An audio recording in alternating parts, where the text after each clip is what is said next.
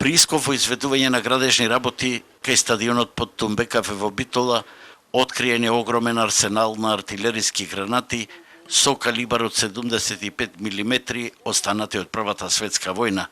За само нецели 2 дена, пиротехничарите открија околу 300 гранати, а се претпоставува дека во наредните денови ќе бидат откриени преку 1000.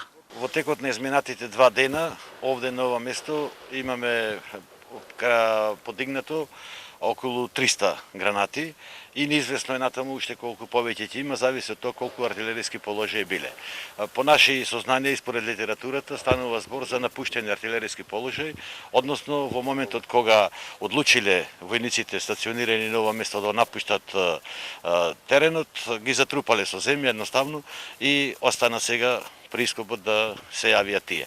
Пиротехничарите кои стрпливо ги отстрануваа овие неактивирани убиствени средства, уште еднаш се пожалија дека остана уште 7, а до година ќе бидат преполовени поради старост. Тие одвај земаат до 20.000 денари, а додатокот за ризик од 30% што им следува никогаш не им бил исплатен.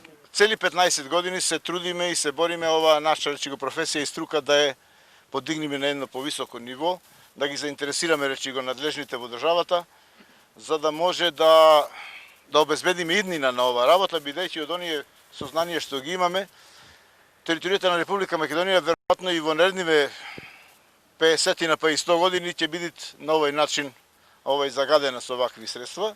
Средства немаме, некој за одиме со без опрема, значи државата не ни организирала, не ни обезбедила заштитни средства за платите се минимални.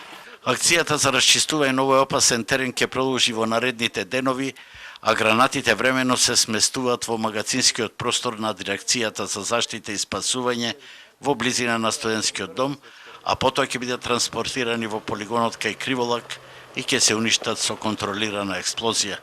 Овој случај само потврдува дека ова подрачје е едно од најконтаминираните во Европа со неексплодирани убиствени средства останати од Балканските војни, Првата светска војна, па и од Втората светска војна.